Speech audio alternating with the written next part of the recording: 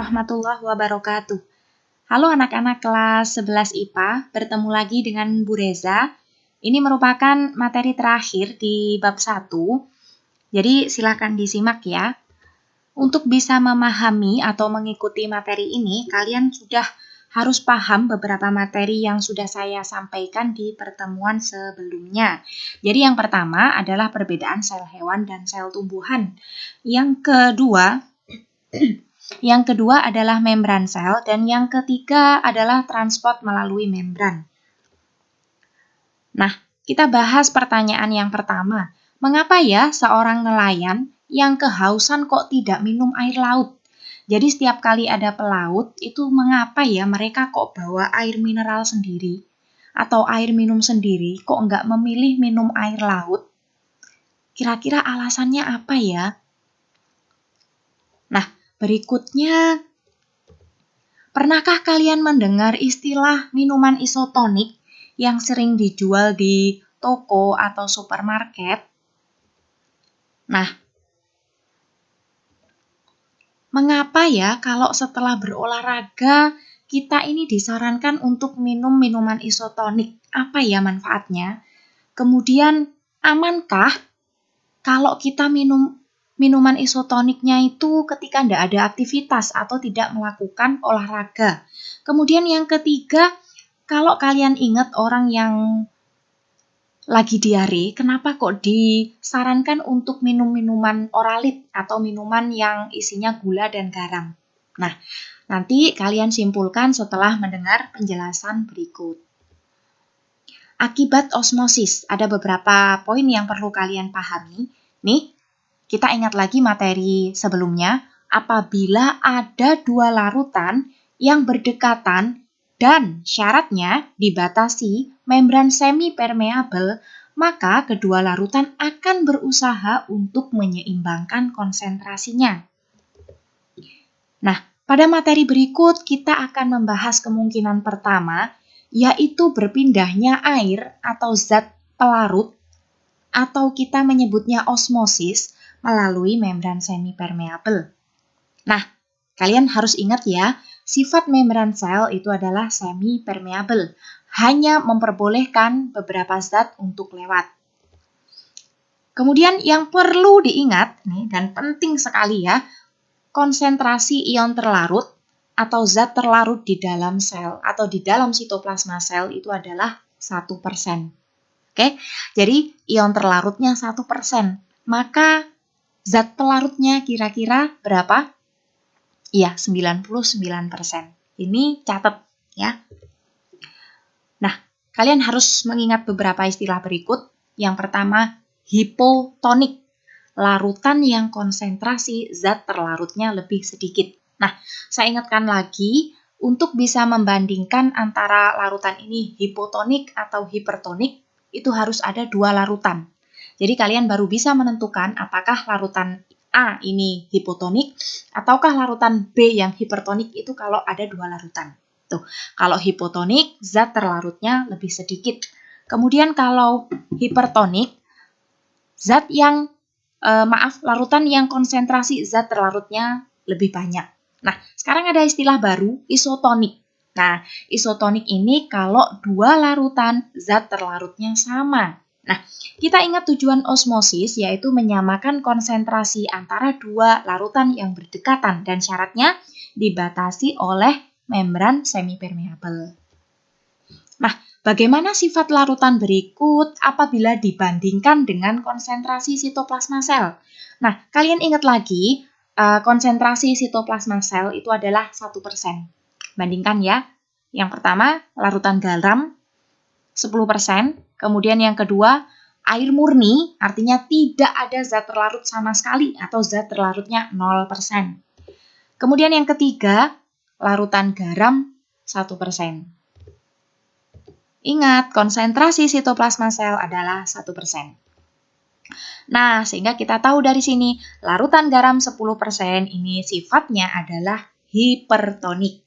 Oke, air murni, ini berarti larutannya sifatnya hipotonik atau konsentrasinya lebih rendah daripada sitoplasma sel. Nah, terakhir larutan garam 1%. Nah, ini berarti larutannya sifatnya isotonik atau sama dengan konsentrasi sitoplasma sel.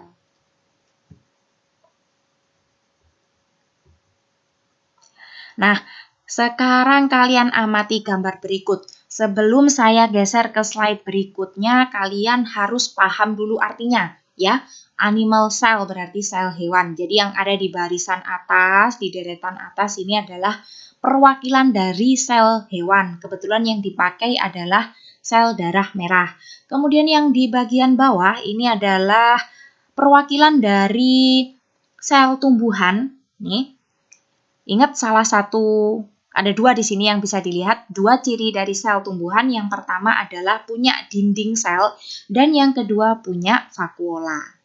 Nah, ini kuncinya nanti untuk memahami penjelasan di slide berikutnya. Nah, yang pertama saya lihat dari tengah dulu, ini adalah isotonik. Ingat artinya isotonik itu adalah larutan luar atau larutan yang konsentrasinya sama dengan sitoplasma. Nah, saya jelaskan lagi, kotak-kotak warna orange agak kecoklatan ini anggap sebagai larutan luar. Jadi perlakuannya di sini tuh selnya direndam. Selnya direndam pakai larutan luar. Larutan luarnya diibaratkan sebagai kotak warna orange kecoklatan ini. Nah, hanya saja di sini ada 3 macam larutan luar. Yang pertama adalah isotonik, yang sama konsentrasinya dengan sitoplasma sel. Yang kedua adalah hipotonik atau konsentrasinya lebih rendah daripada sitoplasma sel. Dan yang ketiga adalah larutan hipertonik atau yang konsentrasinya lebih tinggi daripada konsentrasi sitoplasma sel. Lanjut ya. Nah, ini panahnya muncul duluan. Oke, untuk larutan isotonik, saya ambil yang tengah ya. Nih, ingat lagi, isotonik itu konsentrasi zat terlarutnya 1%, artinya sama dengan konsentrasi sel. Nih. Ingat yang warna oranye, larutan luar, yang di dalam ini sel darah merah atau perwakilan dari sel hewan. Kemudian, yang terjadi adalah tidak ada perpindahan air dari maupun ke dalam sel. Kenapa? Karena konsentrasi larutannya sama. Sehingga di sini kejadiannya sel tetap normal. Apakah sama dengan sel tumbuhan? Kita lihat.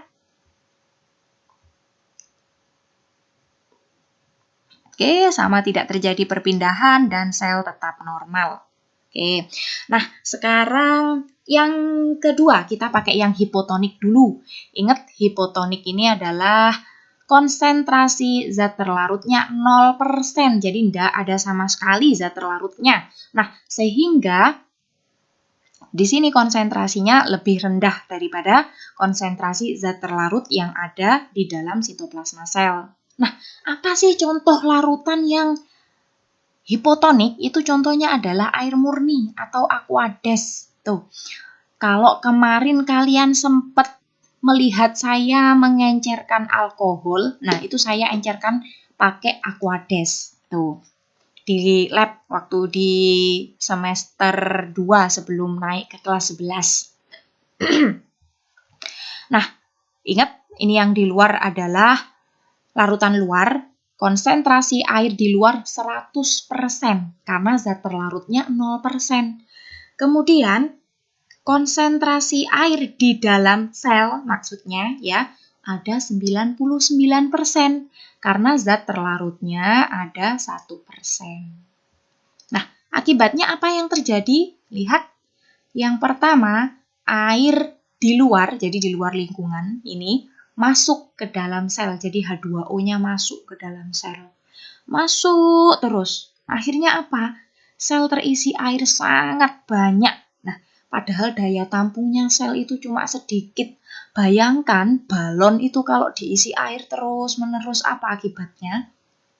Nah, sel hewan di sini akan pecah atau lisis. Ini gambarnya pecah gitu.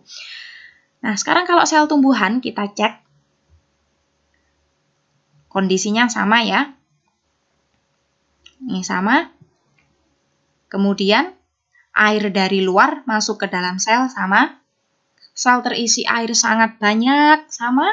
Nah, apakah sel tumbuhan ini pecah? Kalian lihat gambarnya, kira-kira pecah nggak ya? Nah, sel tumbuhan tidak pecah. Kenapa kok nggak pecah? Nanti jangan sampai ada yang jawab, ini gambarnya nggak pecah Bu, kalau sel hewan pecah. Tuh. Alasannya adalah sel tumbuhan dilindungi dinding sel. Jadi dinding selnya ini berfungsi untuk melindungi sel tumbuhan. Kalau sel hewan tidak punya dinding sel.